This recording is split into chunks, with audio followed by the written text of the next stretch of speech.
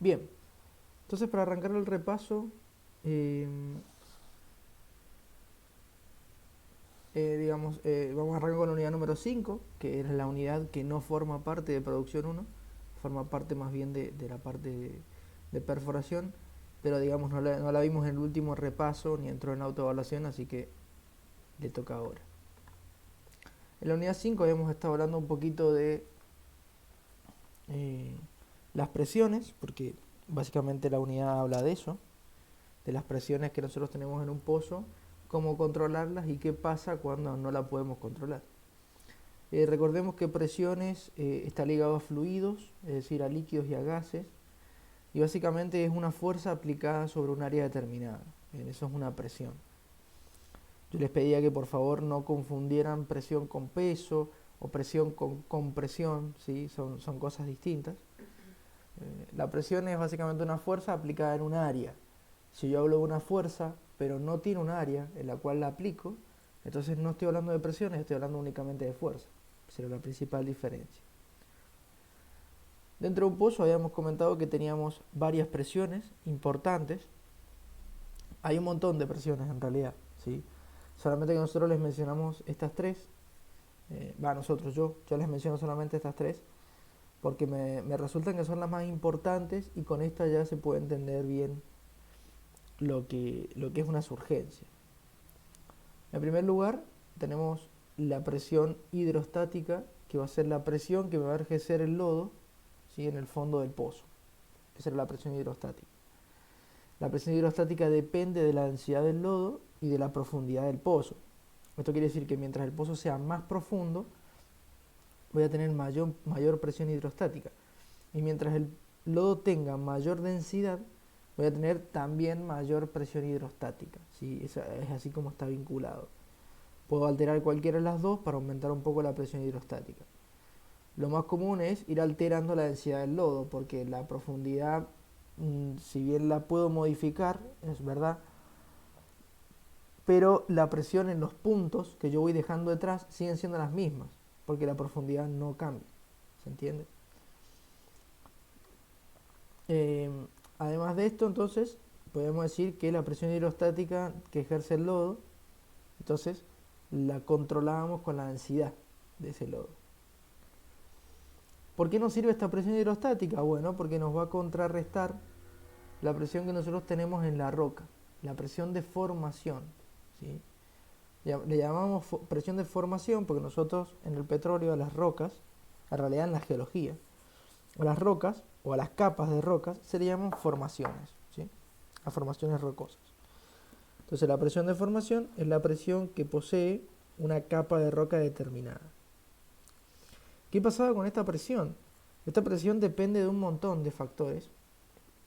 Depende de la profundidad a la que se encuentra la roca, de los tipos de roca que tiene por encima, del fluido que posee, de su porosidad, de su permeabilidad, depende de un montón de cosas. Y nosotros no podemos controlar esta presión de la formación porque es natural de la roca, digamos. O sea, no podemos modificarla en cierto punto. Así que lo único que podemos hacer es controlarla con la presión hidrostática. ¿Qué quiere decir esto? Que si nosotros tenemos una presión de formación, por ejemplo, de 1000 psi, con que yo logre una presión hidrostática de 1100 psi, voy a contrarrestar la presión de la roca y voy a evitar en cierta manera que la roca me entregue fluido. ¿Por qué? Porque si me entrega fluido, ahí empiezo a entrar en un problema y puedo tener lo que se llama una surgencia, que ya lo habíamos visto, pero ya lo vamos a repasar nuevamente qué es. Entonces, podrían decirme, bueno, de esa manera trato de lograr la presión hidrostática más grande que pueda y de esa manera contrarresto todas las presiones de la roca, de las distintas rocas que voy atravesando. Y eso es cierto en algún punto, pero está limitado por dos factores. El primero es la densidad máxima del lodo. Yo no puedo aumentar la presión hidrostática infinitamente porque el lodo no adquiere densidades infinitas. Llega un punto en el que el agua se satura, no admite más químicos, entonces yo no puedo seguir aumentando la densidad. Ese es uno de los primeros limitantes. Y el segundo limitante depende de la roca y es la presión de fractura de la roca. Es decir, es esta presión que si yo la excedo, la roca se rompe. Al romperse se generan un montón de grietas, el lodo se ingresa por esas grietas, pierdo lodo, por lo tanto pierdo altura en la columna de lodo, se modifica mi presión hidrostática y es un efecto en cadena, digamos, que va generando influjo o puede generar algún tipo de surgencia, daños en la roca, daños en el pozo. Es complicado, así que siempre lo ideal es trabajar por debajo de la presión de fractura, pero por encima de la presión de la roca. Entonces la presión hidrostática tiene que estar ahí, por debajo de una, pero por encima de la otra, para evitar la salida de fluido. Bien, eso se entendió, quedó claro. Si bien es un repaso, es un concepto como muy importante. No sé si lo entendieron cuando lo vimos, si lo entendieron ahora.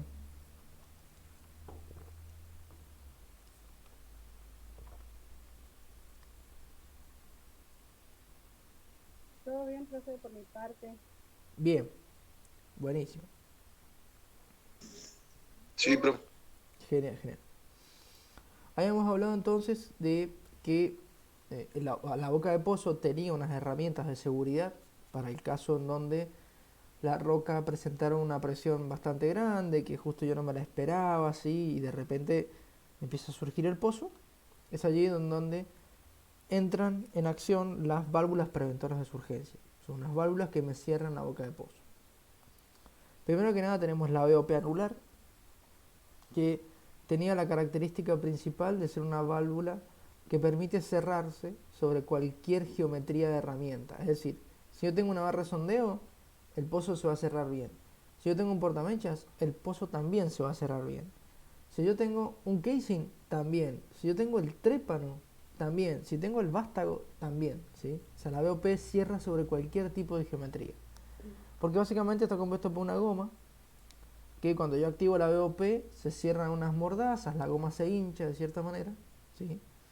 Entonces esa goma lo que va haciendo es como se deforma, va tapando todos los huecos que puedo encontrar en el espacio anular y me cierra el pozo, ¿sí? Teniendo cualquier tipo de herramienta en ese punto. Bien, eso sería la VOP anular. Después teníamos las VOP exclusas, que básicamente funcionaban con dos tipos, o sea, con dos compuertas que se cierran. Y en esas compuertas tenemos distintos cabezales, o RAM, que nosotros les llamamos en inglés. Y esos cabezales van a depender, o sea, al cambiarle el cabezal, yo estoy cambiando el tipo de VOP exclusa. Por ejemplo, si utilizaba un cabezal o una ramp de pipe, que se llama, es decir, una rama o un cabezal para el cuerpo de la barra de sondeo, hemos convertido la VOP exclusa en una anular exclusa. Si nosotros ocupamos las de cuchillas, que sirven para poder cerrar el pozo cuando no tengo herramienta, hemos convertido la VOP a exclusa en una shear a exclusa, ¿sí? O shear ram, que también se llama. Y después tenemos la cierre total, que se llama blind ram, que básicamente lo que hace es cerrarme el pozo cuando no tengo herramienta dentro, al igual que el de la cuchilla.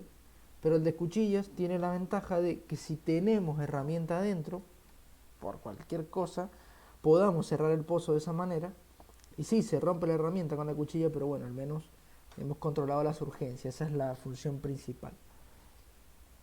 La VOP exclusa es la primera que se suele utilizar por lo general, ¿sí? Dependiendo de si tengo o si no tengo herramienta.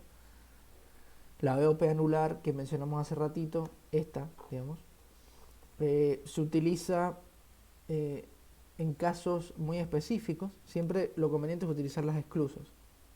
Y si las exclusas fallan o pasa algo, tener las otras de respaldo. Bien, como decía, funcionan con una especie de pistones y con puertas que se cierran sobre el orificio de la boca de pozo. Después teníamos el manifold de surgencias, que es esto que ustedes ven acá. El manifold de surgencias, que es este conjunto de un montón de cañerías que ven acá, que está señalado el caño gordo y todo eso, se conecta a la boca de pozo mediante el drilling spool, ¿sí? O carretel de surgencia, que también se llama, o carretel de perforación. Profe, no se escucha nada. ¿Los demás me están escuchando? Yo lo estoy escuchando bien, profe. Sí, profe. Yo lo estoy escuchando Sí, bien. sí, profe, Sí, mejor que acá se nunca. escucha bien. Se escucha bien. Perfecto. Se lo voy a escribir en el chat al compañero que no me escucha. Sí, profe, yo lo escucho bien también. Bien.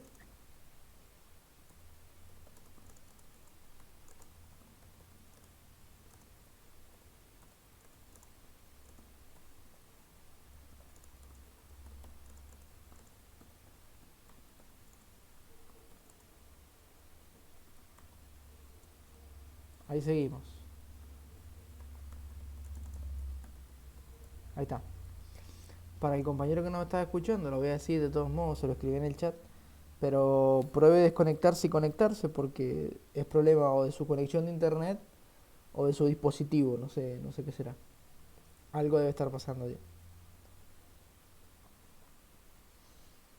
Bien, como decía, el shock manifold se conecta al pozo mediante el drilling spool o carrete de perforación, que también se llama carrete de surgencia, tiene varios nombres. El manifold de surgencias va a servir para ayudarnos a controlar la presión en el fondo del pozo cuando yo hago el cambio de fluido. ¿Se acuerdan que eso lo vimos? Cuando nosotros hacemos el cambio de fluido, el manifold lo que nos permite es, mediante las válvulas que tiene, ir controlando la presión en el fondo del pozo y que de esa manera podamos detener la surgencia mientras cambiamos el fluido, ¿sí? El drilling spool también tiene una conexión, que es esta roja que ven acá, que se llama la kill line o línea muerta.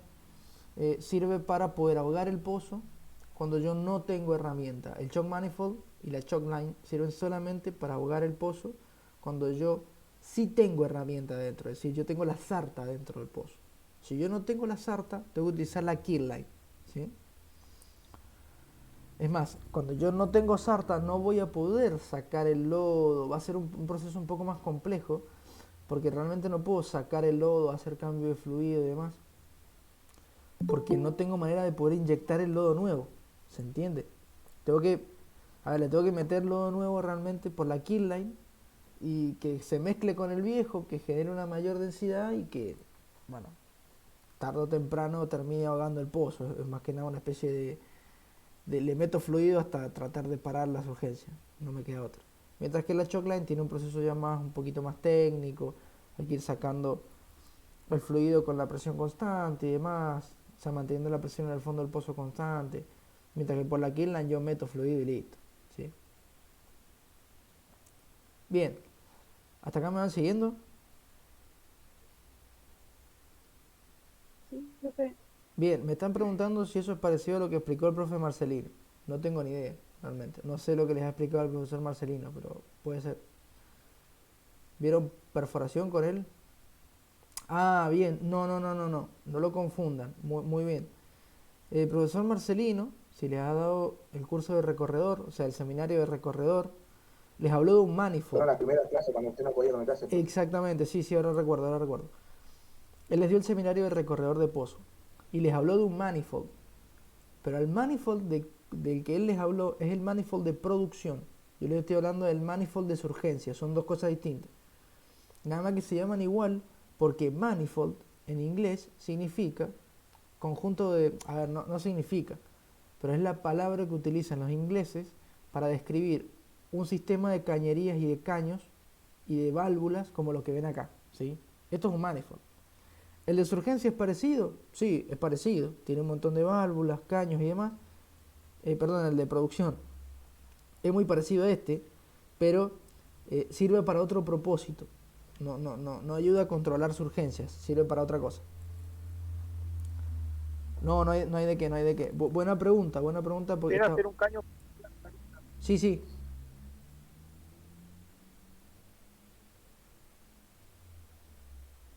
¿Sí? ¿Alguien iba a preguntar algo?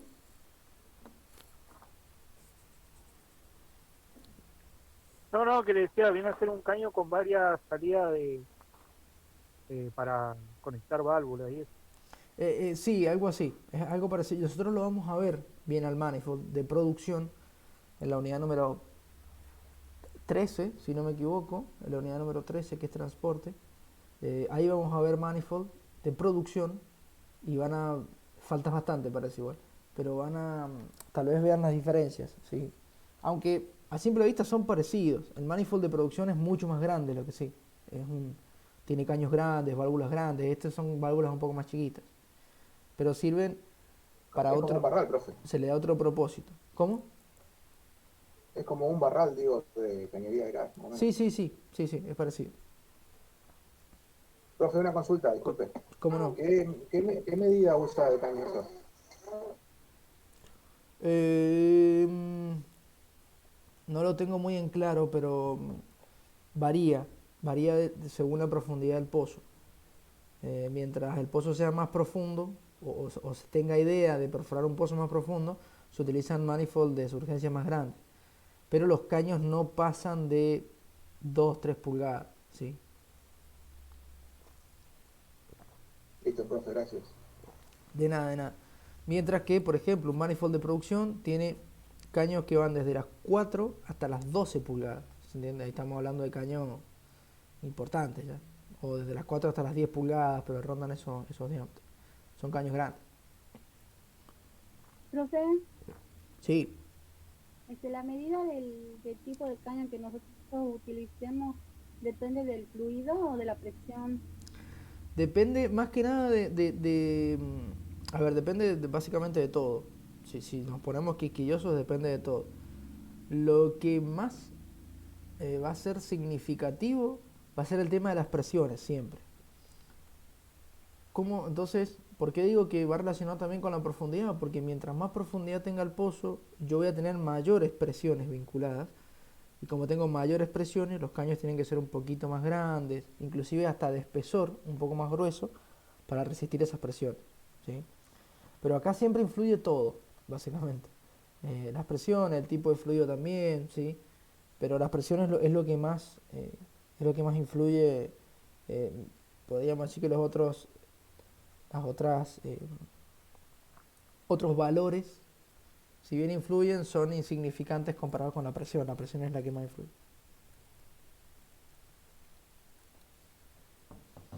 ¿Alguna otra duda?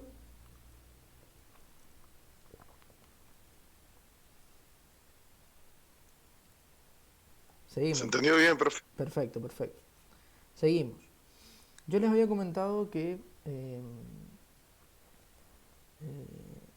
digamos, todas estas válvulas que estuvimos viendo, es decir, tanto las válvulas BOP, las preventoras de surgencias, como las válvulas que posee el shock manifold, como básicamente todo lo que funciona en el pozo, que tenga válvulas, funcionan con un sistema hidráulico, es decir, un sistema que bombea aceite a alta presión.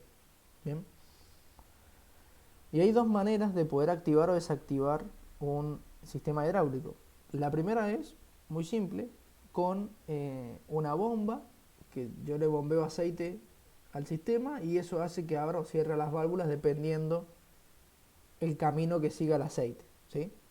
El tema es, y esto yo se los comenté cuando vimos este tema, que cuando yo tengo una surgencia es muy importante apagar todos los motores. Es lo primero que se hace a la hora de una surgencia. ¿Por qué? Porque por lo general cuando yo tengo una surgencia de petróleo siempre viene gas vinculado.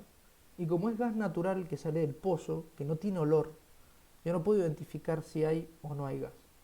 Y el gas, por lo general, se suele mezclar con el aire, se mete en los motores y hace que aceleren los motores, se generan chispas, ¿sí?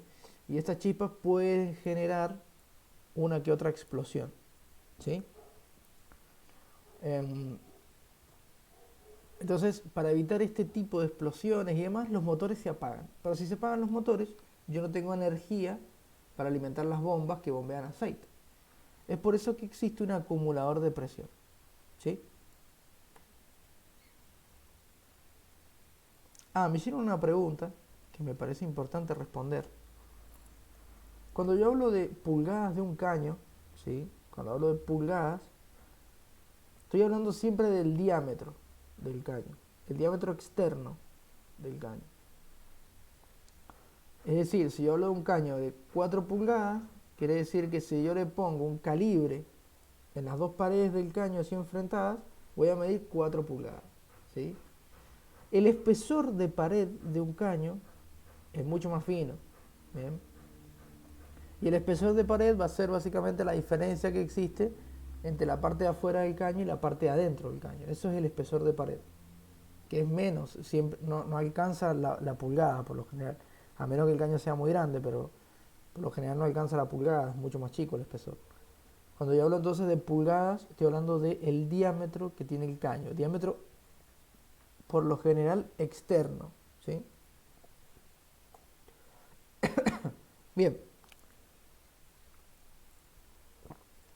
El acumulador entonces es este sistema que ustedes están viendo acá, que tiene una serie de botellones y que estos botellones permiten almacenar el aceite a alta presión. Entonces yo cuando necesito aceite a alta presión directamente abro una válvula, el botellón me entrega el aceite con la presión y ese aceite viaja hacia los puntos necesarios, digamos, hacia donde yo tengo que activar o desactivar el sistema no sé, que estoy utilizando justo en ese momento. Los botellones están cargados con un gas que por lo general suele ser nitrógeno, que es un gas que no tiende a reaccionar con las presiones, no pasa nada si le doy alta presión al nitrógeno. Y obviamente un fuelle, que sería una especie de goma que me separa el nitrógeno del aceite. Entonces, ¿qué pasa? Yo le meto el fluido desplaza el fuelle y eso comprime el gas y el gas es el que almacena la presión. Si yo cuando yo necesito le abro la válvula, el gas se expande nuevamente y me entrega el aceite con la presión necesaria. ¿Por qué necesito un gas? Porque si yo me tiro un líquido, como el aceite allí adentro, los líquidos no pueden acumular presión. A ver, si yo meto un fluido en un tanque como esto, un fluido tipo líquido en un tanque, cuando el tanque esté lleno de líquido, ya no va a permitir que ingrese más líquido. En cambio el gas, yo le puedo seguir metiendo gas y seguir metiendo y seguir metiendo y seguir metiendo y esto va a hacer que vaya acumulando presión el gas. Esto no le pasa a los líquidos, es imposible, es físicamente imposible rellenar un elemento, un tubo, un caño, una botella, lo que ustedes quieran, con un líquido y que cuando llegue al tope del líquido, cuando llegue al máximo de su capacidad, seguir metiéndole líquido. Esto no se puede hacer. En cambio con el gas, sí. ¿Por qué? Porque el gas se comprime. El gas puede achicar su volumen para seguirse metiendo adentro del dispositivo. Al líquido no le pasa esto. Por eso sí o sí necesitamos que los tubos del acumulador tengan gas. Bien. Esto es una armadura de boca de pozo, la habíamos mencionado. Es así como está armado por lo general un pozo de bastante profundidad. Una BOP pipe conectada directamente, es una pipe RAM conectada directamente a lo que sería el casing guía, la cañería guía. Después el drilling spool, perdón, con la kick line y la choke line. Después tenemos una BOP pipe RAM de vuelta, una BOP blind o share, cualquiera de las dos, es decir, cuchillas o ciega. Por lo general se utiliza la cuchillas porque cumple la función de ciega y además permite romper herramientas en caso de ser necesario. Y por último la BOP anular, bien, que es la que se ocupa por lo general al final. Existen varias variantes de estas combinaciones, pero esta es la que más se utiliza, ¿sí? Si el pozo es más profundo o menos profundo, se le pueden ir agregando BOP pipe RAM por las dudas, ¿sí? Pero con esto estaríamos bien. Bien. Cuando hablamos de surgencia, les comenté que la surgencia se produce cuando la presión de la roca excede la presión del lodo, es decir, excede la presión hidrostática del lodo, y eso genera que la roca empieza a meter fluido al interior del pozo, ¿sí? Esto en realidad no es una surgencia, sino que es un influjo, se le llama influjo a una pequeña contaminación de fluido de la roca en el lodo. Eso es un influjo. Pero cuando la presión de la roca es excesiva o bien cuando el influjo se descontrola bastante y demás, se genera una surgencia. ¿Qué es una surgencia? Es un influjo descontrolado, justamente. ¿Por qué les comento esto? Porque miren, ¿qué pasa? Esto es una reacción en cadena, como les dije. Por ejemplo, la roca tiene petróleo. La roca tiene mayor presión que el lodo, por lo tanto, el petróleo se mete al interior del lodo. Cuando el lodo se llena de petróleo, ¿sí?, disminuye su densidad. Por lo tanto, si disminuye su densidad, disminuye la presión hidrostática. Y esto genera que ingrese aún más petróleo al lodo. Y esto hace que disminuya aún más la densidad, disminuye la presión hidrostática y vuelva a ingresar más fluido y así sucesivamente. Entonces un influjo puede terminar en una surgencia. ¿Sí? No significa que él vaya a terminar en una surgencia, hay veces que sí, hay veces que no. Pero es muy probable que si hay influjo, tenga que corregir algunas presiones para tratar de evitar una posible surgencia. Dentro de las causas de la surgencia, habíamos hablado de la falta de llenado del pozo, la extracción rápida de herramientas, presencia de presiones anormales, densidad insuficiente del lodo, pérdida de circulación. Es decir, para englobar un poquito las causas del llenado, las causas de surgencia, si a mí se me modifica la presión hidrostática, ya sea porque se me disminuyó la densidad, o porque la densidad estaba mal, o porque la columna de líquido, la columna de lodo, se me bajó o disminuyó su volumen o lo que fuera, cualquiera de estos factores que a mí me alteren la presión hidrostática, me van a generar una posible surgencia. ¿Sí? Tengo posibilidades de que una surgencia aparezca. Entonces, controlando bien la densidad del lodo, la altura de la columna de lodo, estaría bien, seguro al menos por el momento. Aún así, hay algunas causas adicionales, como por ejemplo la presencia de presiones anormales, que esto ya no depende de mí. La presión anormal es una presión excesivamente grande que presenta una roca y que yo no la tenía registrada. ¿Por qué? Porque seguramente es una presión puntual, justo ahí en la altura del pozo, muy excesiva, y que no comparte el resto de presiones que tiene la roca. Por lo general esto pasa bastante. Nosotros vamos atravesando la roca y de repente aparece una con una presión que no es la que debería tener, pero la tiene. Eso puede generar una surgencia. Y lo otro que puede generar una surgencia es una extracción rápida de las herramientas. Si yo extraigo muy rápido una herramienta, genera un efecto de succión. Este efecto de succión lo que hace es sacar fluido de la roca, me contamina el lodo y bueno, y ahí se empieza a modificar un poco la densidad y las presiones hidrostáticas. ¿Sí? Bien, hasta acá cómo vienen. ¿Hay algo de lo que he comentado que no lo entiendan o no se acuerdan o algo así?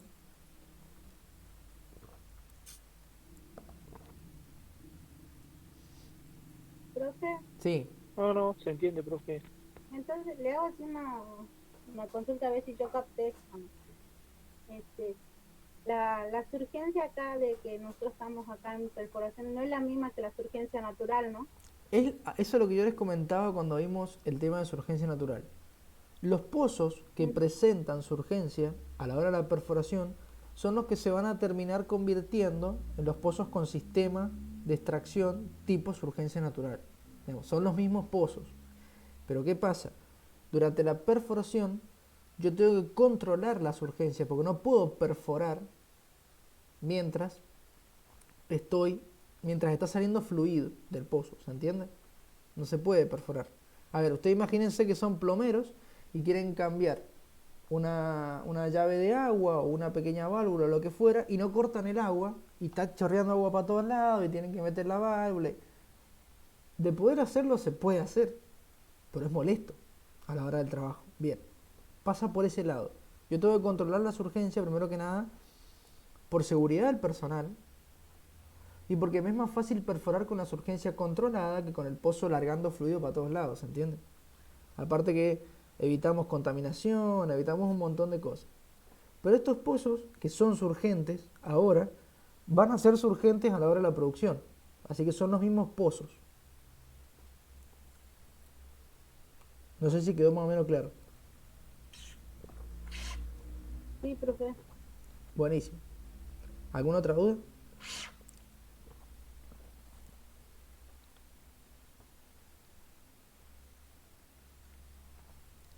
Bien, seguimos entonces. Habíamos hablado de algunos síntomas de la surgencia, no vamos a entrar mucho en detalle en esto, porque ya los mencionábamos, se los expliqué uno por uno en la clase. Pero básicamente cualquier para que ustedes se den una idea, cualquier alteración en las piletas de lodo o en la bomba de lodo, ¿sí? O la clásica, si yo paro la bomba de lodo y sigue saliendo fluido del pozo, alguien me está dando presión de abajo. Los síntomas son más bien síntomas de sentido común. Si la bomba se acelera es porque le disminuyó la densidad del fluido. Si tengo más niveles de fluido en las piletas de lodo y yo no le he agregado agua, quiere decir que alguien me está dando fluido. Bien, presencia de gas y petróleo. Todas estas cosas son síntomas de surgencia. Yo les había comentado que cuando se detecta un síntoma de la surgencia, se empiezan a examinar los otros síntomas para poder ver si realmente es o no es una surgencia. Bien. Por ejemplo, si yo tengo un aumento en los niveles de las piletas, ¿se debe a una surgencia? Y por lo general sí, pero por ejemplo, tener presencia de gas o petróleo en el lodo no siempre es sinónimo de surgencia. Puedo haber tenido un pequeño influjo, ¿se entiende? O puedo haber justo atravesado una roca con una pequeña cantidad de petróleo y gas, ¿sí? Y no es la roca reservorio y no tengo surgencia ni nada, sino que tengo pequeña presencia de gas y petróleo. Entonces, tener un síntoma no es sinónimo de surgencia. Tener un síntoma es sinónimo de alerta. Yo tengo que poner todos los sentidos a prueba y empezar a mirar, ¿sí? Observar y medir si los otros síntomas aparecen. Si ya empiezan a aparecer otro y otro síntoma y otro, bueno, en esos puntos estoy en una surgencia y lo primero que se hace es, como dije, apagar los motores y cerrar la boca de pozo para poder al menos controlar la surgencia en ese punto y después ahogar el pozo como corresponde. Como les decía, la manera operativa, después de apagar todo, lo primero que se hace es cerrar la boca de pozo. Yo no puedo controlar el pozo y ahogarlo si no está cerrado. El pozo se cierra por el espacio anular con las BOP y se cierra la directa de vez en cuando con una pequeña BOP que se coloca en las barras de sondeo, que eso no se las he comentado porque realmente es como una especie de tapón, nada más, con un medidor de presión y listo. ¿Por qué? Porque es importante medir las presiones. Yo tengo que medir la presión por directa, la presión por el espacio anular. ¿Por qué? Porque estas presiones a mí me van a permitir calcular después la nueva densidad del lodo que yo necesito. Nada más que esto a ustedes no se los he puesto porque son datos matemáticos extra. ¿Sí? No hace falta que lo sepan. Esto lo calcula toda la gente, por lo general lo calcula el company man, ¿sí? El company man es el que mira las presiones, las mete en la ecuación y calcula la nueva densidad del lodo. Y con este lodo densificado, lo que tengo que hacer es reemplazarlo por el lodo viejo, que está dentro del pozo. Y existían dos métodos. El método de una circulada, que directamente voy metiendo el fluido nuevo y voy sacando el viejo por el manifold, por el shock manifold. Lo voy sacando, manteniendo siempre la presión constante y demás, para que no se siga contaminando el fluido que voy metiendo nuevo. Una vez que reemplacé todo el lodo, listo, puedo poner el pozo a perforar nuevamente. Este método de una circulada sirve para cuando tengo líquidos, nada más. Es decir, cuando he tenido una surgencia de petróleo. Si tengo una surgencia de gas, con mucha presencia de gas, tengo que hacer el método de dos circuladas o el método del ingeniero, que se llama. ¿Sí? Que básicamente consiste en retirar el fluido viejo del pozo, pero no con el fluido nuevo, sino con lodo limpio, pero viejo. Ayudar a salir el gas, y una vez que sale todo el gas y demás, y controla las presiones, ahí puedo meter el fluido nuevo. Bien. Esto se hace porque el gas, si no lo retiro, si no ayudo a descomprimir las burbujas de gas que van saliendo, que son burbujas grandísimas de gas, se me puede reventar la boca de pozo. Esto se los expliqué un poquito mejor cuando vimos este tema. Se puede reventar la boca de pozo y esto genera a la larga, digamos, muchos problemas, porque imagínense que se revienta la boca de pozo. ¿Sí? Una vez que el fluido se cambió por el fluido nuevo, es decir, el nuevo lodo con la nueva densidad calculada, una vez hecho esto, el pozo está listo para seguir perforando y se supone que se ha controlado el pozo de la mejor manera posible y se puede seguir operando. ¿Bien? Bien, eso había sido la unidad número 5. ¿Tienen alguna duda? No, profe. No, pues, Bien, bien. Entonces vamos a seguir un poquito con la unidad número 6, que era la unidad de terminación de pozos. En la unidad número 6 habíamos, les había comentado que se trataba de la etapa de terminación de pozo, que es una etapa intermedia entre la parte de perforación y la parte de producción, justamente. El equipo perforador, una vez que termina de entubar y cementar la última cañería, el equipo perforador se va y llega el equipo de terminación de pozos para poder terminar y dejar a punto el pozo para que empiece a producir. Por lo tanto, la primera etapa, ya les había comentado que no lo había puesto acá porque me había olvidado, pero la primera etapa del proceso de terminación es el DTM, que consiste en el desmontaje, transporte y montaje de los equipos, ¿sí? Una vez que el equipo llega, realiza y se monta y todo lo demás, realiza las siguientes operaciones que vamos a ver a continuación. En primer lugar, el fresado y la limpieza. El fresado consiste básicamente en introducir unas fresas, que son estas cosas que ustedes ven acá en la imagen, que parecen trépanos pero no lo son. Y básicamente lo que hace es ir rompiendo parte del cemento que quedó dentro de la cañería, permite romper los tapones del fondo del pozo, los tapones de cementación, ¿no? Permite en algunos casos limpiar bastante bien las paredes del casing, desabollarlo porque a veces queda un poco abollado, tratar de emparejar un poco el casing y que quede lo más cilíndrico posible. Y una vez hecho esto, se retira la sarta y se procede al cambio de fluido, ¿sí? Nosotros en el pozo, cuando el equipo de perforación se va, el pozo queda con fluido de perforación, es decir, con lodo de perforación en el interior. A pesar de tener casing y todo, ¿por qué? Porque el lodo se utilizó para desplazar el cemento. Entonces queda ese lodo allí. Tengo que hacer el cambio de fluido porque ese lodo ya está muy sucio, no sirve. Le tengo que introducir un fluido nuevo con una densidad lo suficientemente buena para que después, a la hora de hacer los punzados, no tenga ningún tipo de surgencia. Si llego a tener surgencia, estoy en el horno. ¿Se entiende? Porque si no, digamos, estoy en el horno. Bien, entonces, el cambio de fluido se hace yo cambio el lodo por un fluido de terminación, que básicamente es lodo. Es igual, pero con densidades un poquito más chicas, porque ya no me hace falta controlar tanto las estabilidades del pozo y demás, porque ya está el casing, está el cemento. Así que hago un cambio de fluido básico.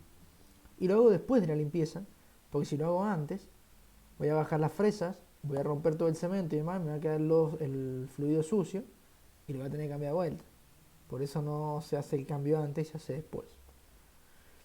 Una vez que hice el cambio de fluido, procedo al perfil de calidad de cemento.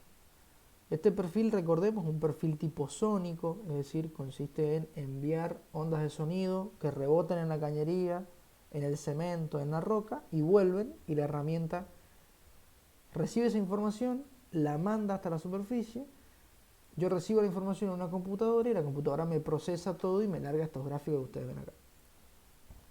¿Para qué me sirve el perfil de calidad de cemento? Justamente para ver si las zonas importantes de la cañería de aislación, que por lo general son las zonas donde está la roca de interés, la roca productiva, que estas zonas estén bien cementadas. Si estas zonas están mal cementadas, tengo que hacer una cementación correctiva, que se llama, que es una cementación a presión. Ya les comenté cómo era, se baja un tapón, después se punza el casing y se le mete cemento a alta presión para que se meta por los agujeros, rompa el cemento que había y se meta por entre medio de las grietas. En definitiva me tape todos los orificios, ¿sí? Bien. El perfil de calidad de cemento A ver, tener cemento malo en determinadas áreas no significa que la cementación esté mala.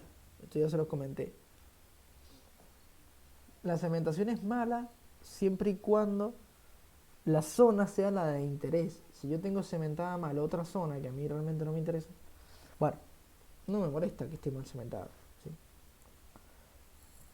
Una vez que el perfil de calidad de cemento es positivo, es decir, dio bien, esto es importante, el perfil de calidad de cemento tiene que ser bueno, eh, al menos en la zona de interés, sí o sí. Yo no puedo decir, bueno, no, quedó más o menos, qué sé yo, y vamos a seguir, no, no. Lo importante es hacer una rectificación, una reparación del cemento, en caso de que sea malo, y una vez que el cemento sea reparado, se tiene que bajar, hacer el fresado de nuevo, y se puede bajar a hacer otro perfil de calidad de cemento antes de hacer un cambio de fluido otra vez, ¿sí? Y en esos casos, a ver, si yo tengo un perfil de calidad de cemento malo y reparé la cementación, es muy muy importante que esta reparación sea exitosa. Si yo tengo que reparar 2 veces la misma zona de cemento, estoy en el horno, ¿sí? No es conveniente reparar 2 veces la misma zona de cemento por motivos obvios, más que nada economía pura, ¿se entiende? Una vez que el perfil de calidad de cemento es positivo, que me dicen, che, listo, el cemento quedó muy bien, bueno, o no sé si muy bien, pero bien, pasamos a la parte de los punzados y de los ensayos, ¿sí? Los punzados consisten básicamente en perforar con pequeñas cargas detonantes o cargas explosivas. Yo tengo que hacer pequeños orificios que atraviesen, digamos, la cañería, el cemento y la roca. Por lo general son orificios muy muy chicos, de algunos centímetros de ancho, pero de largo de aproximadamente unos 50, 100 metros, ¿sí? Son bastante largos. ¿Por qué? Porque justamente lo que hacen es atravesar... Se entrecorta todo, profe. No sé si es su internet o el mío, pero se entrecorta todo. ¿Los compañeros me están escuchando bien? Yo lo Yo lo estoy escuchando perfectamente. Bien, debe ser su internet, estimado, porque todos me están escuchando bien. Sí, sí, se escucha bien. Bien, bien. Gracias. No, de nada. Bien, como les estaba comentando entonces, el punzado lo que hace es atravesar cañería, roca, cemento, para poder poner en contacto la roca con el interior del pozo y así que el petróleo salga, si no, no va a salir, ¿sí? Es en esta etapa en donde se introduce el TCP, ¿se acuerdan que lo vimos? El Tubing Conveyed Perforated de la parte de surgencia natural en la unidad número 7. Bueno, es acá en donde se fija el packer, se desciende el tren de punzados y demás, ¿sí? En este punto. Una vez que hago los punzados, tengo que hacer unos ensayos de pozo, que básicamente son unos ensayos de pistoneo. Yo pistoneo el pozo con un pequeño pistoncito que tiene el equipo de workover, que es el equipo de terminación, y este ensayo lo que va a hacer es sacarme el fluido. Yo voy a obtener muestras del petróleo, voy a tener algunas presiones y demás, y esto me va a permitir luego seleccionar qué sistema, qué sistema de extracción es el conveniente. Bien. Y una vez que decido esto, bajo el sistema y pongo en marcha el pozo. Dentro de los equipos teníamos varios tipos, recuerdan, nosotros habíamos hablado un poquito de la diferencia. Teníamos los perforadores, que se caracterizan por ser equipos grandes, tener un sistema de control de sólidos y tener un sistema de inyección de fluido, esto es importante. Y el equipo de perforación se ocupa para perforar, entubar, cementar, pero siempre estas últimas dos durante la etapa de perforación. Si yo ya estoy en la etapa de terminación y tengo que cementar algo, se cementa con el workover, digamos, no hago un cambio de equipo, no, ni loco. Los equipos perforadores hoy en día la gran mayoría tienen top drive, ¿sí? Los equipos de workover son equipos ya un poquito más chicos, Estos sí no tienen no tienen top drive, perdón. Por lo general presentan mesas rotaries. No tienen un sistema de control de sólidos, ¿sí? Prácticamente tienen un sistema de inyección de fluido muy chico. Y algo muy característico de los sistemas de workover es que tienen doble carretel. ¿Vieron el malacate? Tienen dos malacates. Uno para el sistema de izaje y el otro malacate es el cable de pistoneo con el que se hacen los ensayos. Entonces es muy fácil mirar cuántos malacates tiene y darse cuenta que es un workover. En el workover, yo con el workover realizo un montón de tareas a la hora de la terminación. Perfilaje, reparación de casing, ensayos de producción, ¿sí? Todo el fresado, limpieza, ¿sí? Instalación de algunos dispositivos. Todo eso lo puedo hacer con un equipo de workover. Y ya por último el equipo de pooling. Que el equipo de pooling es básicamente un equipo que ya no tiene sistema de rotación, solamente tiene un sistema de izaje muy chiquito. Nos damos cuenta que es un pooling porque es muy chiquito comparado con los demás. Y solamente tiene capacidad de tiro, como dije. Se sube y baja cosas, nada más. Este equipo de pooling es el que se utiliza por lo general para poder intervenir el pozo, para hacer algún cambio de bomba, cambio de varillas, cambio de tubing, cambio de ancla, ¿sí? Fijación de packers, todas estas cosas que se realizan durante la etapa de producción ya, las realiza el equipo de pooling. ¿Por qué? Porque es más económico mover el equipo de pooling, porque por lo general está montado sobre un camión, ¿sí? Y se mueve el camión y ya está. Entonces se suele mover el camioncito, va hacia la locación, hace lo que tiene que hacer y después se va. Y ya está. No tiene sistema de control de sólidos, no tiene sistema de inyección de fluidos, no tiene nada adicional, ni motores, ni nada. Fíjense que es muy chiquito. ¿No? Esto se utiliza para realizar operaciones durante la etapa de producción, por lo general. Y acá habíamos visto una pequeña introducción a los sistemas de extracción, que mucho no le vamos a dar mucha importancia, porque ya vamos a ver estos sistemas, además hemos visto algunos. Dentro de esto que les puedo comentar, que de estos 5 sistemas que ustedes ven acá, solo uno es natural, que es la surgencia natural. El resto son sistemas artificiales de producción.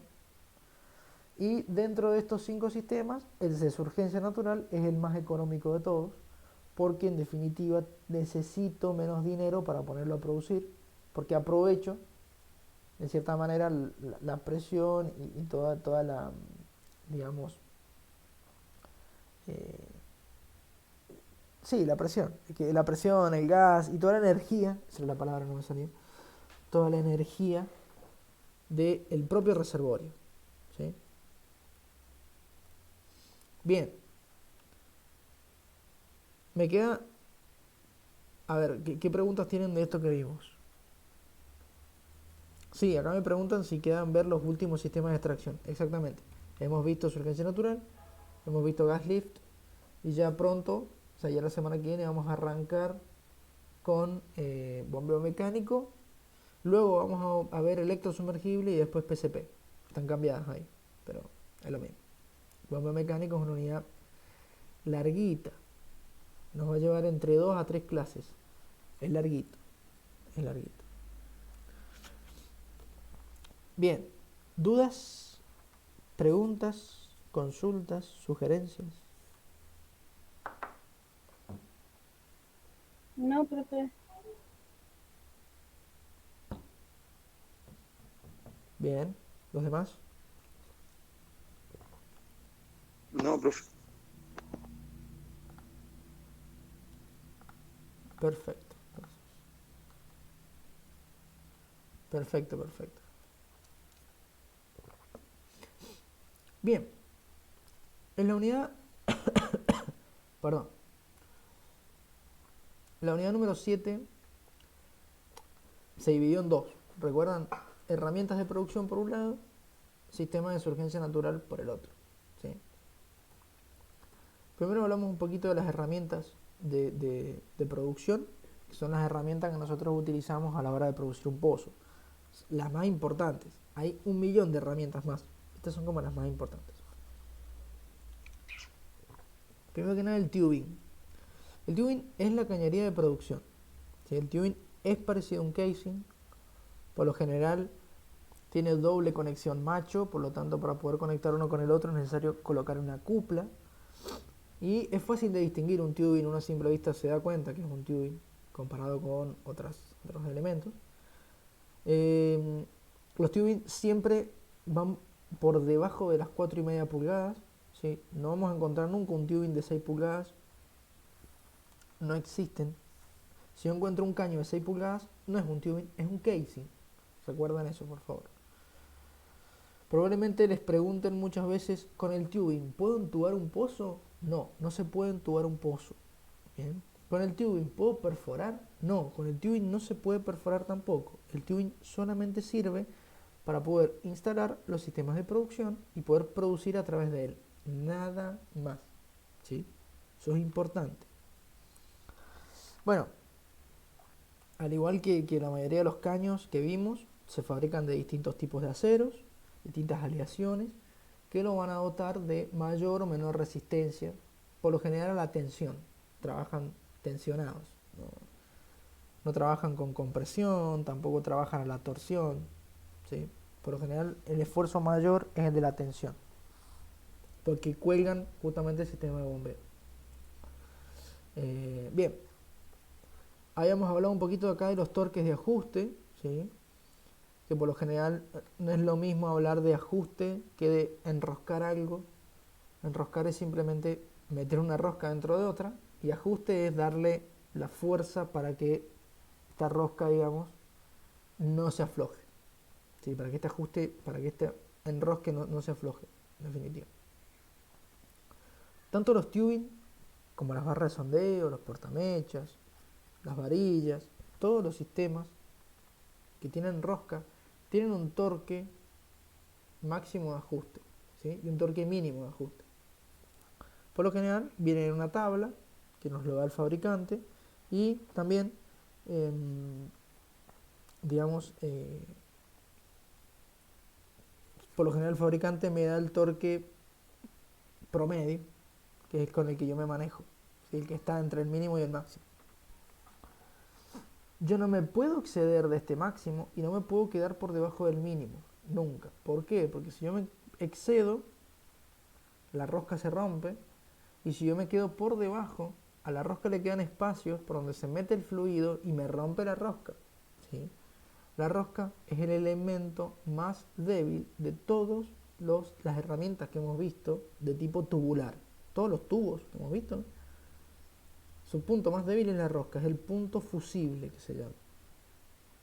¿Qué quiere decir esto? Que justamente es el punto más débil, es lo primero que se va a romper. Si a una barra de sondeo se le rompe la rosca, no sirve más. Si a un tubing se le rompe la rosca, no sirve más, ¿sí? Si al casing se le rompe la rosca, puede que se corte ese pedazo de casing y se le haga otra rosca, ¿bien? Pero por lo general, la gran mayoría de herramientas petroleras que se les rompe la rosca se descartan y se compran nuevas, porque el precio de hacerles una rosca nueva es prácticamente el mismo que comprar una herramienta desde cero, ¿se entiende? Sí, Profe, sí, disculpe, ¿no? Pero hace ratito con el tubing yo le tengo una pregunta que nos hicieron en el cuestionario, sí, que terminé haciendo TATETI porque no me terminaba de cuadrar, o no me salía bien, no le entendía bien, está bien, está bien. que decía si decimos que un tubing tiene el grado de acero, ¿esto significa que el caño de ser nuevo resiste una tensión a la afluencia de 50.000 libras fuerzas por pulgada cuadrada? No escuché el número del tubing. ¿Me lo puedes repetir? J55. J55. Bien. Un J55, fíjense acá, en el N80, ¿sí? N80, 80 por 1000 me daría 80.000 PSI, ¿sí?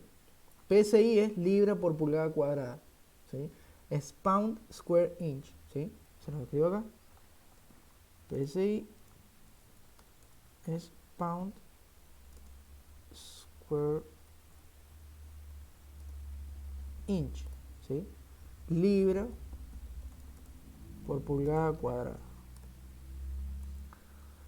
Si el J, si es un J, Claro, porque si, más si- o menos usted no nos explicó, o no, sí, o yo capaz que me tragué esa parte de claro, que un caño es nuevo, cuántas libras bien, es lo que aguanta. sí, exactamente, a ver, A eso me cuando, refiero. sí, Realmente sí, la terminé haciendo así, y bueno, esto que yo les digo, por ejemplo, el N80, que es 80 por 1000, el J55 sería 55 por 1000, por lo tanto serían de 55.000 PSI, o 55.000 libras por pulgada cuadrada. Pero claro, esto aplica solamente para el casing, perdón, para el tubing, bueno, para el casing también, pero aplica para el tubing cuando es nuevo, ¿sí? Si el tubing es usado y ya tiene un pequeño desgaste, probablemente no resista esta, esta cantidad de PSI o esta cantidad de libras por pulgada cuadrada, ¿sí? Esto, el N80, N me da la cantidad de aliantes, 80 la resistencia, si lo multiplico por 1000, pero para el casing nuevo, para el tubing, perdón, para el tubing nuevo, sí, es para el nuevo. Si el tubing es usado, ya esto cambia, porque ¿qué significa que sea usado? Que se ha ido desgastando. Y cuando el tubing se desgasta, sus paredes se hacen más chiquitas. Y si la pared se hace más chiquita, ya no resiste lo mismo, porque le he cambiado el área de trabajo. ¿Se entiende?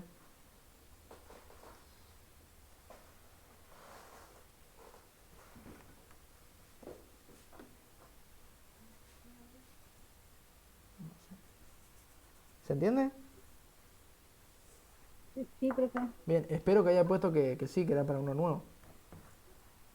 No sé, yo le juro así de pura suerte, le atiné a la Ah, pregunta, bien, buenísimo. de pura suerte. Por eso yo le digo, yo hice tate chino, porque por eso me confundió que decía, le hiciste una atención a la Fluencia.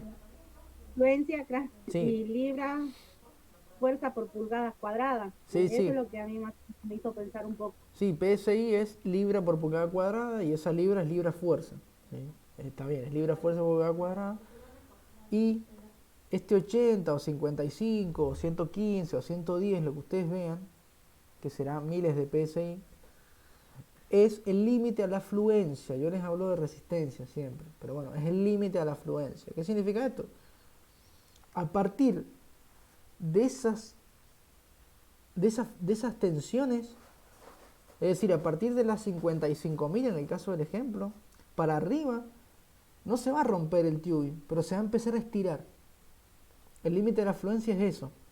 Es el límite a partir del cual el tubing ya se estira, pero queda deformado. ¿Bien? Ese es el límite de la fluencia, básicamente. ¿Y por qué el fabricante me da el límite de fluencia y no el límite de rotura, que se llama? Muy simple, porque si a mí me da el límite de rotura, yo voy a trabajar hasta ese límite, pero ya el tubing se va a deformar entero antes de romperse. Entonces no me va a servir. No sé si quedó claro eso. Sí, profe. Bien. Sí, ahora sí un poco mejor veo porque por eso le digo, yo terminé atinando. No sé si los demás también Sí, habrán sí. atinado Esperemos que sí. o adivinado, pero Sí, pero en mi caso fue así. siempre tengan en cuenta que las herramientas tienen límites de fluencia. Es el límite de fluencia. Cuando yo les hablo de resistencia es el límite de fluencia. Y es libra por pulgada cuadrada, o libra fuerza por pulgada cuadrada significa PSI. ¿Sí?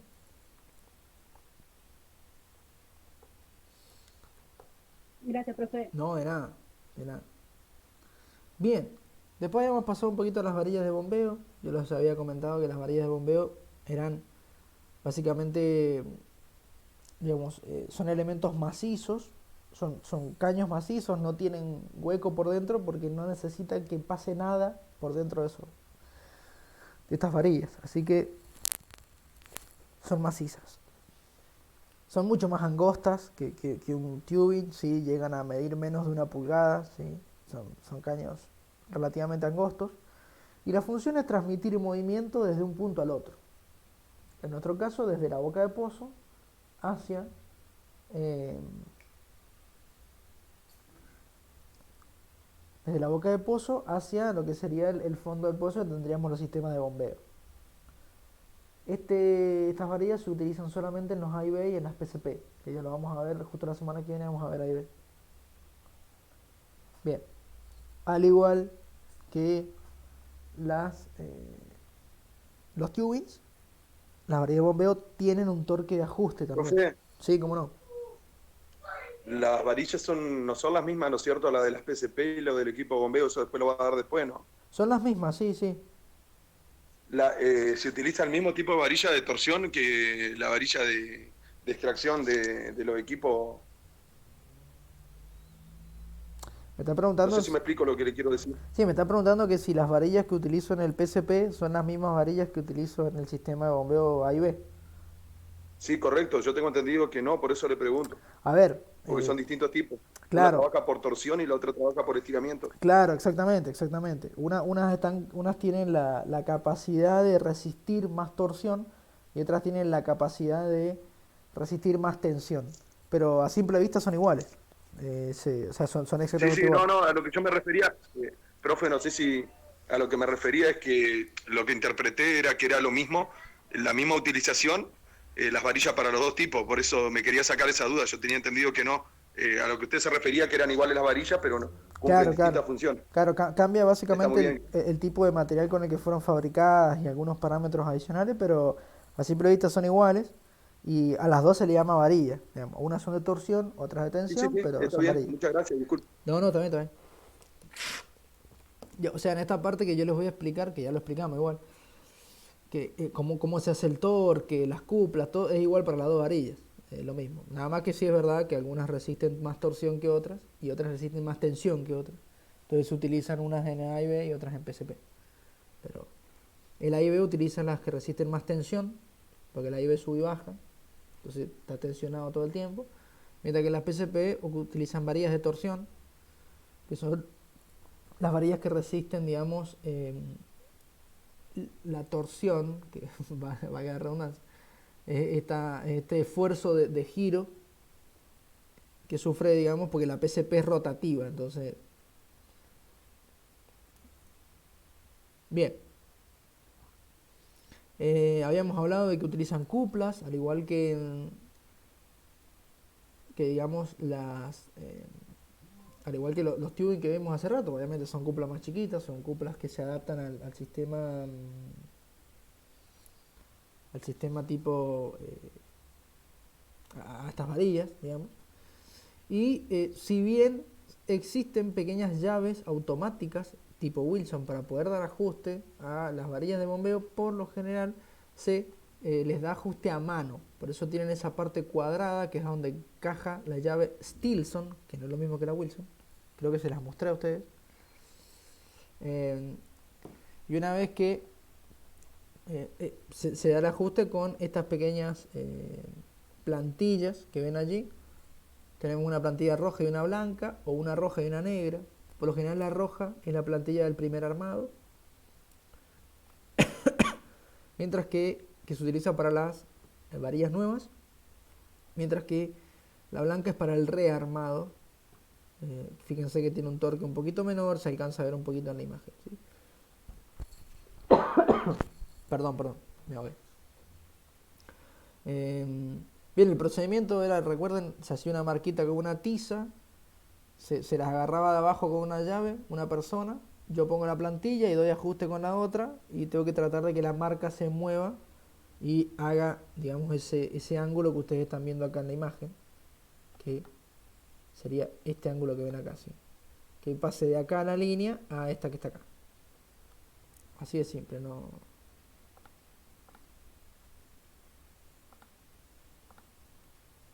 Una vez hecho eso, se sigue bajando y se sigue bajando y se siguen bajando varillas hacia el interior del pozo. Y ya está. Las varillas por lo general las instala el equipo de workover, ¿sí? Aunque también las puede instalar el equipo de pooling. Ya si después estamos en la etapa de producción y hay que intervenir el pozo y cambiarle varillas y demás, eso ya lo hace el equipo de pooling. no vamos a llamar un equipo workover para eso, ¿sí? Directamente el equipo de pooling lo hace. Y habíamos hablado de algunas roturas que son muy comunes en varillas. ¿Por qué no hablamos de estas roturas en el resto de los caños? Porque el resto de los caños son huecos, mientras que las varillas son macizas. Entonces el sistema de rotura que presenta es distinto, ¿sí? Solo por eso. Si bien es verdad que en el resto de elementos huecos, como puede ser un tubing, un casing, una barra de sondeo, un portamecha, pueden existir roturas por fatiga y rotura por tracción, no se ven así, como las ven acá, son distintas. Y no son tan comunes. Es más común encontrar roturas de roscas en esos elementos, mientras que en estos es más común encontrar roturas a la hora o sea, en los cuerpos de las herramientas y también, obviamente, en las roscas. Las roturas por fatiga se daban debido a, básicamente, movimientos alternantes y repetitivos, como el caso de una IV que sube y baja. Entonces la varilla se expone a un peso, después ese peso lo libera, después tiene peso de vuelta, después lo libera, después peso, después lo libera. Eso ya lo vamos a ver bien la semana que viene. Pero esta carga y descarga constante de las herramientas y de las varillas hace que se estiren y se contraigan, y eso es una fatiga. Eso es un fenómeno repetitivo que en caso de encontrar una fisura en la herramienta, la fisura se extiende y me rompe la herramienta. Y después tenemos las roturas por tracción, que justamente es lo que pasa cuando yo excedo el límite de fluencia y el límite de rotura. Si excedo el límite de fluencia de estas herramientas, se estiran, como ven ahí en la imagen, y cuando ya el estiramiento es excesivo, se excede también el límite de rotura, porque ya el área esa no resiste la misma cantidad de esfuerzos, se rompe y se presenta este tipo de rupturas, ¿sí? Y después hemos hablado del ancla de tubing, que existían dos tipos de ancla, de tensión y de torsión. El ancla de tensión sirve para poder agarrar el tubing, recordemos, en caso de un sistema A y B, mientras que el ancla de torsión sirve para poder anclar el tubing y fijarlo al casing en un sistema tipo PCP. Los demás tipos de sistemas, como por ejemplo un surgencia natural, un gas lift o un bombeo electrosumergible, no necesitan un ancla de tubing porque no hay ningún sistema que por dentro del tubing se mueva, ¿sí? No hay ningún sistema que se mueva. En cambio, en el sistema PCP y en el sistema A y B, nosotros tenemos una serie de varillas que se mueven. Esas varillas hacen que se mueva el fluido, ese fluido hace que se mueva el tubing, ¿sí? Entonces empiezan a mezclarse un montón de movimientos que entorpecen la producción y que pueden dañar el tubing. Entonces para evitar esto lo fijamos contra el casing con unas anclas. El ancla es un dispositivo que tiene unas mordazas que se fijan al casing y ya está. Explicamos bien cómo fijarlo. Se fijan con rotación por lo general. Y se desajustan de la misma manera con rotación. Tiene un perno de seguridad para el caso en donde, digamos, los brazos de las mordazas se traben para poder romperlas, digamos, y poder sacar el tubing, porque si no, no voy a poder sacar el tubing después. Y la última herramienta que hemos visto eran los colgadores, que bueno, hay a rosca y bridados, siendo los bridados los que más resistencia a la presión presentan, y los a rosca son los que menos resistencia a la presión presentan. A ver, creo que a simple vista uno puede deducir que este pedazo de caño con pernos resiste más que esto, ¿sí? Que esta rosca.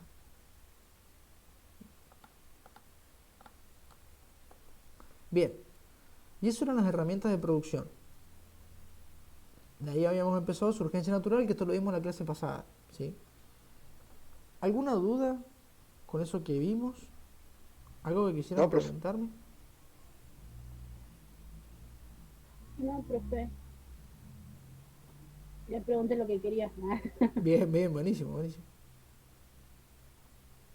¿Los demás?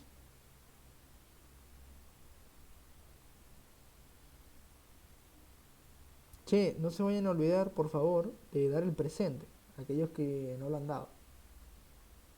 Creo que lo ha dado la mayoría, pero por las dudas.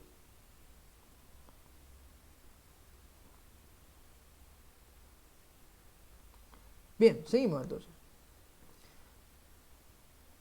La surgencia natural, como les había comentado anteriormente, la surgencia natural se presenta en pozos que tienen grandes presiones y gran porcentaje de gas, ¿sí? ¿Estos pozos son los mismos con los cuales yo me encuentro a la hora de la perforación y que surgen? Sí, son los mismos, ¿sí? Un pozo que no surge o que no presenta grandes presiones durante la perforación, después durante la producción no va a presentar grandes presiones. Esto es como, ¿se entiende? No hay manera.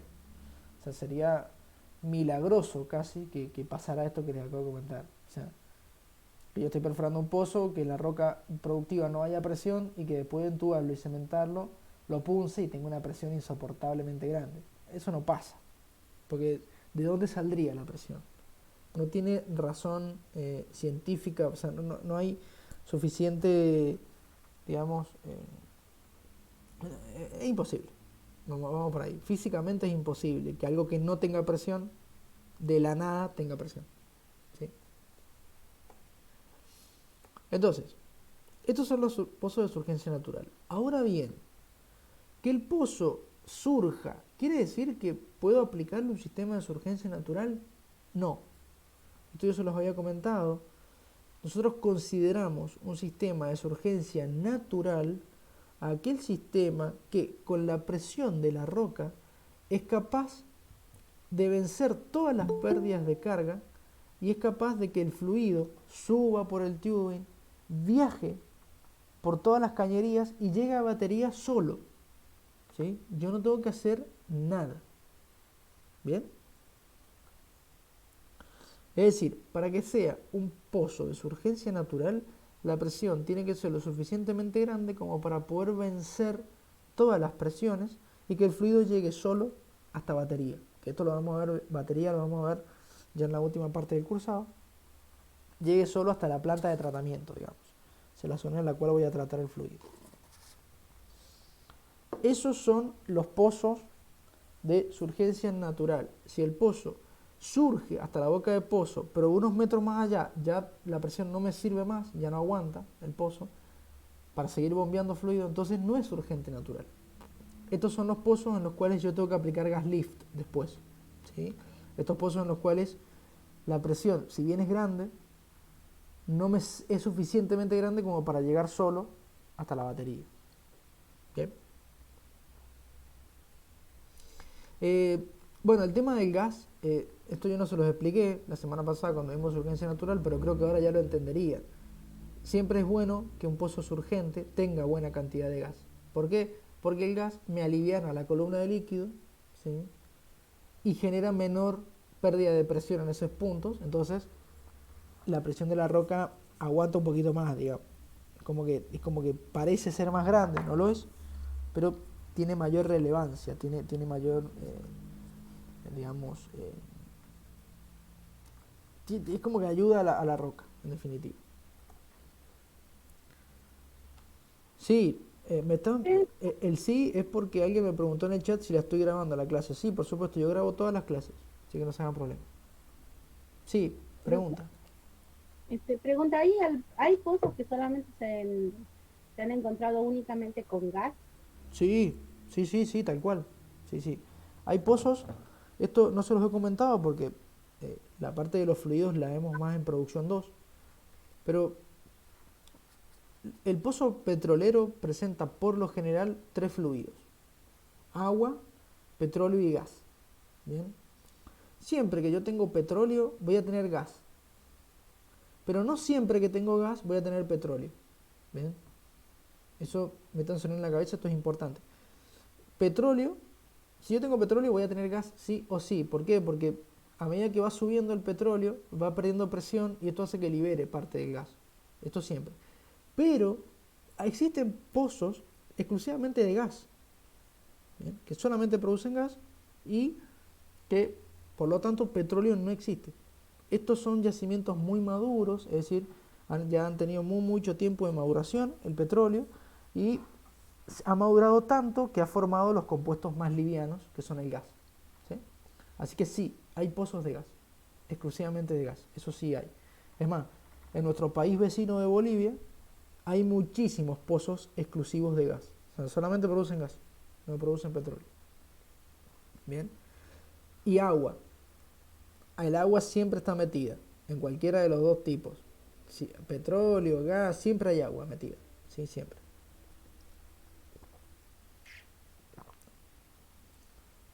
Gracias, profe. De nada. En los sistemas de producción de gas, por lo general se suele instalar un sistema de estos de surgencia natural. Pues son pozos con mucha presión y se los produce de esta manera.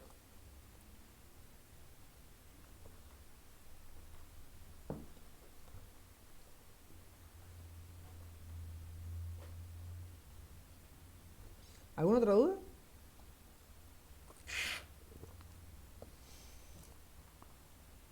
Perdón, me quedé callado esperando que alguien preguntara más y nunca les pregunté si tenían otra duda.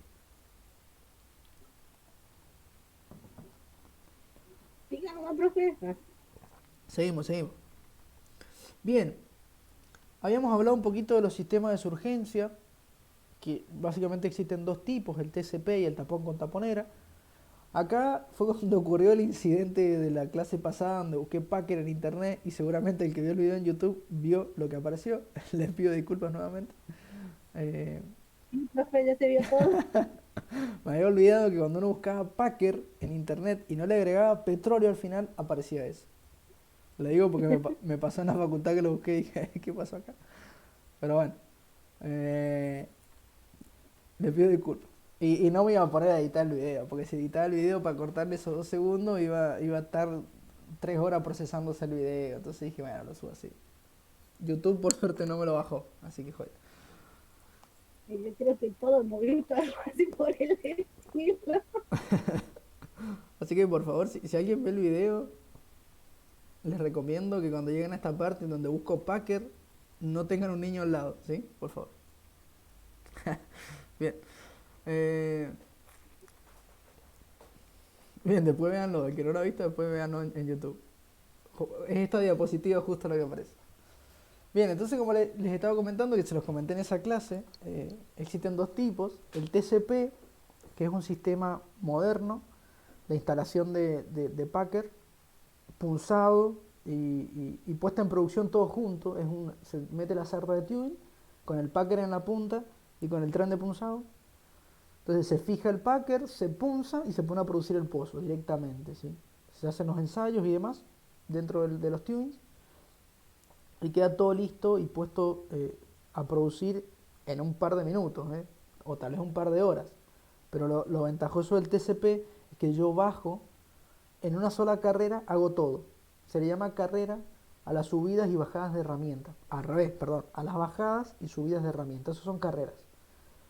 En una sola carrera o bajada de herramientas yo hago todo, ¿sí? Fijo Packer, punzo y pongo a producir. Mientras que del tapón con taponera tengo que hacer varias bajadas.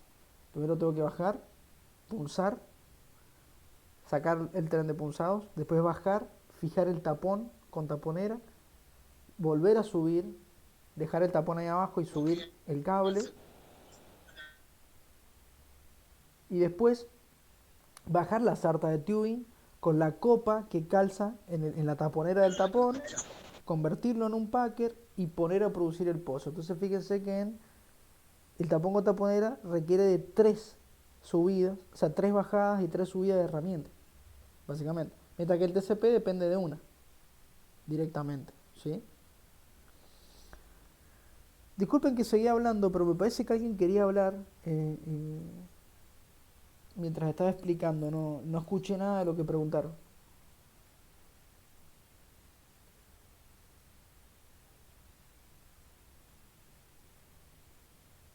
¿Alguien dijo algo?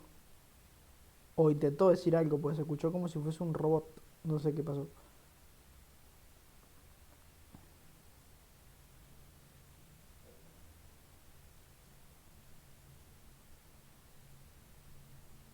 Bien, seguimos entonces. Por lo tanto, si bien el tapón con taponera es un método económico en cuanto a las herramientas que se utiliza, es un poco más costoso en cuanto a la cantidad de operaciones que tengo que hacer. Tengo que bajar 3 veces al pozo.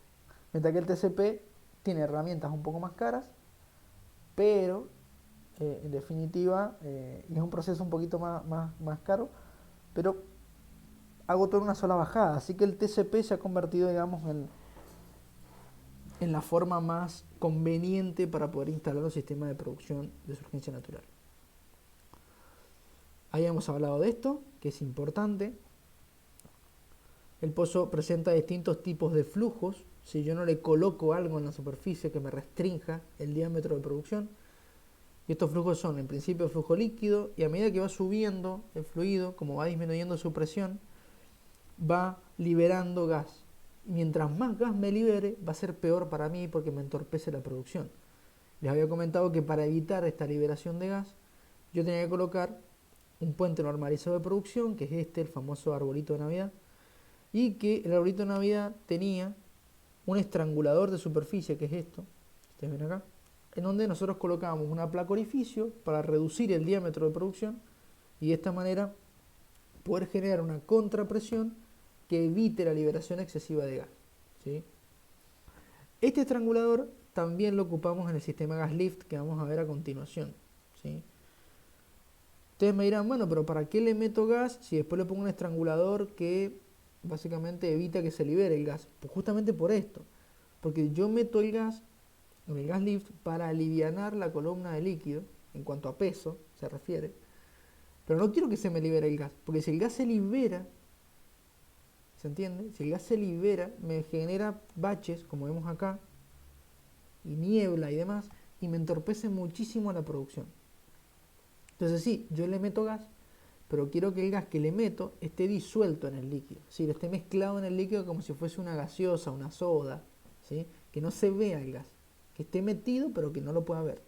Si se me libera, es peor, ¿sí? No puedo producir de manera correcta. Bien. ¿Alguna duda? ¿Algo que quieran preguntarme en esta unidad? Yo no, profe. Bien, ¿los demás? Está todo bien claro, profe. Perfecto, perfecto.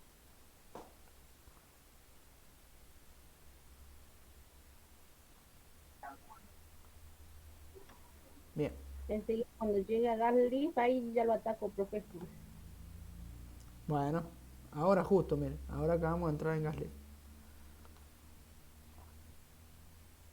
Así que bueno, vamos a ver qué tal con gas lift. Gas lift, como les había mencionado la semana pasada, es un sistema que se utiliza para pozos con mucha presión. También, digamos, se utiliza en pozos con mucho gas, por lo tanto son pozos prácticamente similares a los de surgencia natural, pero el sistema gas lift se instala cuando el pozo que yo estimaba que era surgente no tiene la presión suficiente para llegar a batería. Eso es muy común que pase. Es más, cuando un surgente natural deja de ser surgente porque el reservorio va perdiendo presión, lo más común es que lo convierta en un gas lift, a menos que el pozo haya sido una pequeña burbuja de presión anormal, digamos, y demás, y pierda la presión en 2 o 3 meses y pierda muchísima presión, y bueno, en esos casos tengo que instalar otro sistema como un AIB o cosas así, pero lo normal es instalar un gas lift, ¿sí? El sistema gas lift consiste en lo que ya les mencioné hace ratito. Yo meto el gas al interior del pozo, ¿sí? Y este gas lo que hace es meterse en el líquido, ocupar espacio del líquido y en definitiva hacer que la masa de líquido pese menos. ¿Por qué?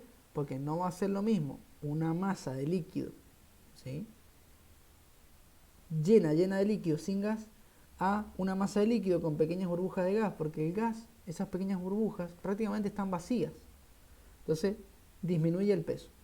Al disminuir el peso, disminuye la presión hidrostática. Por lo tanto, la presión de la roca tiene mayor presencia, ¿sí? Básicamente lo que he hecho es inyectar gas para favorecer un poco la presión de la roca y en definitiva generar una surgencia artificial, ¿sí? ¿Por qué? Porque yo genero una surgencia a través de la inyección de gas. Este gas, les había comentado que es importante tratarlo, ¿Qué significa tratarlo? Yo le tengo que sacar todos los vapores de agua para evitar que se formen hidratos de metano que me van a tapar las cañerías.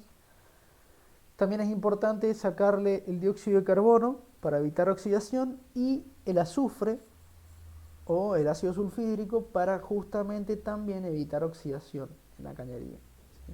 Una vez que el gas queda libre de estos elementos, y también le quito algunos gases más pesados como el propano o el butano, ¿sí? Los gases licuables, digamos, que se pueden hacer líquidos a altas presiones, yo directamente meto los gases que me quedan, que por lo general son metano y etano, pero lo más común es meter solamente metano. ¿Sí? El metano es el gas que nosotros ocupamos en nuestras casas. El gas. ¿Sí? El gas que le ponemos al auto también es el mismo elemento. Una vez que meto el metano, este metano es el que me ayuda un poco a alivianarme la columna de petróleo. ¿Sí? Bien. Este gas, yo lo puedo, por lo general se inyecta el gas de manera constante, pero yo puedo producir de dos maneras. Flujo continuo, que básicamente es una inyección de gas continua, y una producción continua, ¿sí? El pozo produce todo el tiempo, y una producción tipo flujo intermitente. ¿Qué consiste? Yo inyecto, ¿sí?, el gas de manera constante, pero el sistema produce de manera intermitente. Eso quiere decir que produce en ciertos momentos y en otros momentos no produce. ¿Sí? Eso es intermitente. ¿Esto por qué se hace? Esto es muy común hacerlo en pozos que tengan poca presencia de gas, pozos que tengan poca presión de la roca, ¿sí?, o pozos que presenten un poco bajo caudal de producción. ¿Bien? ¿El sistema cómo funciona? Ya les había comentado, yo meto el gas de manera constante y esto va a hacer que la columna se aliviane, ¿sí?, se vuelva cada vez más liviana, y cuando es lo suficientemente liviana para que la roca venza esa presión, produce el pozo. Se abre la válvula y produce.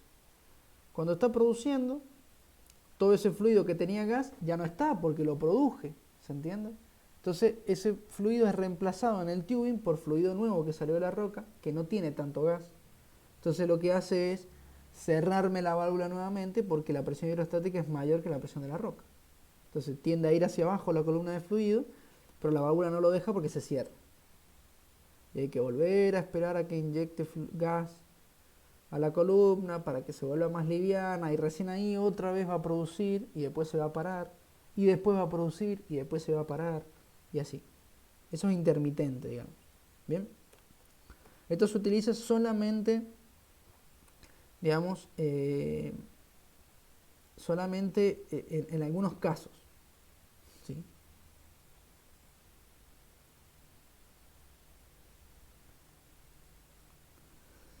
Y después tenemos los tipos de instalaciones, que lo habíamos visto. Un sistema abierto, que les había comentado que era el sistema que ya no se utiliza.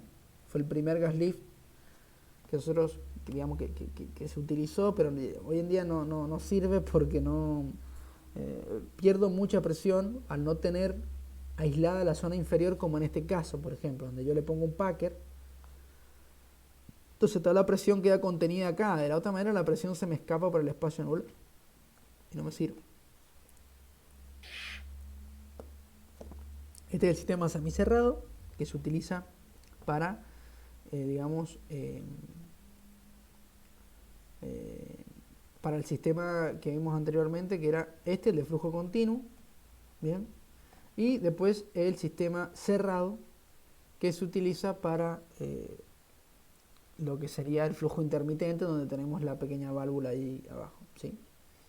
Tanto el cerrado como el semicerrado presentan una zona de ingreso de gas, que son las válvulas que tenemos acá en el costadito. ¿Sí? Por lo tanto, como esto está lleno de fluido a la hora de instalar el packer, el tubing y demás, tengo que darle un tiempo de arranque, que se llama, que tengo que ir bombeando el gas de a poco, si ese gas va a ir empujando el líquido que va a meterse al tubing por las válvulas. Recién cuando el gas ingresa al tubing, ahí empieza a hacer efecto el gas lift. ¿Sí? Estos eran los mandriles, que son la unión que tenemos entre dos tubings, en donde van alojadas las válvulas, que son estas. ¿Sí? Hay dos tipos de válvulas, las hipo que son válvulas operadas por la presión de inyección de gas, y las PPO, que son válvulas operadas por la presión de producción, un poco más automáticas, por decirlo de alguna manera. Control de presión, y ya por último el sistema propiamente dicho, en donde el Christmas tree o el arbolito de Navidad tiene este conjunto similar acá al estrangulador que nosotros tenemos en el de surgencia natural. Fíjense que son iguales, ¿sí? Porque es importante que controlar la liberación de gas, porque si bien yo le inyecto gas, como les dije hace ratito, no quiero que el gas se me libere. Lo que yo quiero es que el gas quede disuelto en el líquido y me ayude a sacarlo, pero si el gas se empieza a liberar a medida que lo meto, no me va a ayudar para nada, al contrario, me entorpece la producción significativamente. ¿Sí? Bien, bueno, y eso era gas lift. Le dimos un repaso bastante rápido porque lo vimos la semana anterior, ¿sí? Pero no sé qué dudas tenían.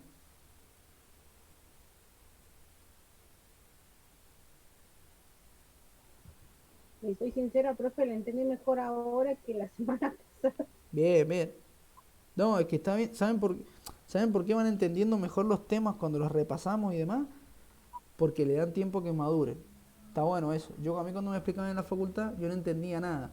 Es más, cuando estudiaba para los finales, había cosas que no las entendía. Pero ¿qué hacía? Lo estudiaba, me iba a acostar, el otro día me levantaba y ya lo entendía. Eso es la maduración del aprendizaje, está bueno. Parece una tontera, pero si ustedes dejan asentar los conocimientos y después lo leen de vuelta, lo ven de vuelta, van a decir, era así, mira. Sí, eso pasa. No, que la clase pasada usted me mareó con los gases. Sí, la clase pasada estuvimos hablando mucho de algunos gases, metano, el etano, el propano, el butano. No me gusta mucho explayarme en esos temas, pero como me lo preguntaron, dije, bueno, se los respondo. Pero sí, dentro de los gases hay muchos gases que nosotros utilizamos, pero el metano es el más común. Pero bueno, sí, hablé mucho de gases, es verdad. Pero era porque me lo habían preguntado. O sea, eso no... Fíjense que en los cuestionarios eso no está, no porque no tiene relevancia, digamos.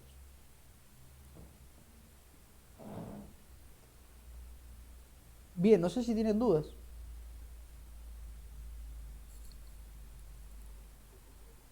Yo no, profe. Bien. ¿Los demás?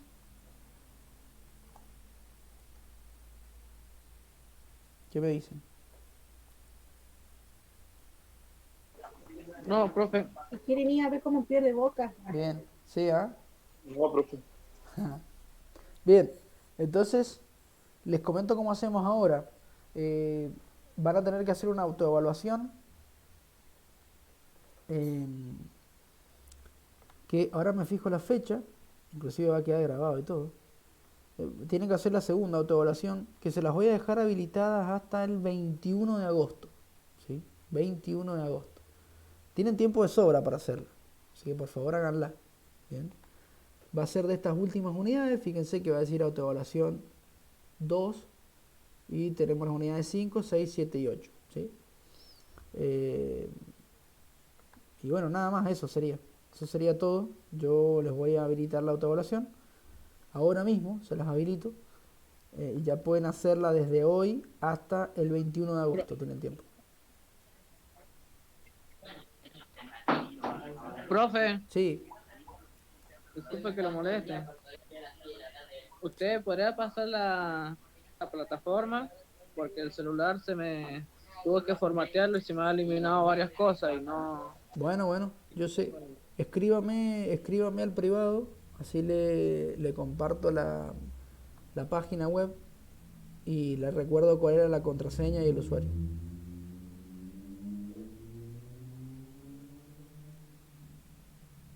¿Sí? Dele, profe, igual me sé la contraseña como es, solamente Buenísimo. necesitaba para ingresar a la plataforma, nada más. Buenísimo. ¿Quiere que se la pase por acá? No, al grupo si lo podría mandar, profe. Bueno, ahora se los mando al grupo. Dele, gracias. No hay de qué. Bien, bueno gente, entonces nos veremos la semana que viene a la misma hora para ver ya bombeo mecánico. Vamos a empezar a entrar un poquito en bombeo mecánico, que es un tema largo, bastante largo. Y algunos me han estado preguntando algunas dudas y demás. Y ahora creo que con esto que vamos a ver van a entender algunas cosas de bombeo mecánico que me han estado preguntando. Así que bueno, nos estaremos viendo la semana que viene. Recuerden hacer la autoevaluación. Tienen tiempo hasta el 21, por favor, ¿sí? Sí, profe, gracias. Sí, profe, gracias. Nos vemos, que anden bien. Chau, chau. Nos vemos, profe. Vamos a ver cómo pierde Boca.